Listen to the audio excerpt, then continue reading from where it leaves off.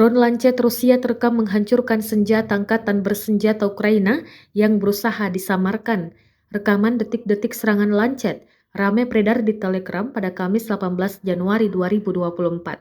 Dalam keterangan unggahan disebutkan, Lancet membuang senjata kamuflase angkatan bersenjata Ukraina di arah Donetsk. Operator UAV mengidentifikasi target dan langsung mengirimkan drone ke arahnya. Ledakan dahsyat akibat hantaman drone terekam jelas. Beruntung tak ada korban jiwa yang dilaporkan dalam serangan ini. Drone Rusia disebut kerap melakukan penyesuaian terhadap pengoperasian senjata musuh. Rekamannya pun menuai berbagai komentar dari warganet.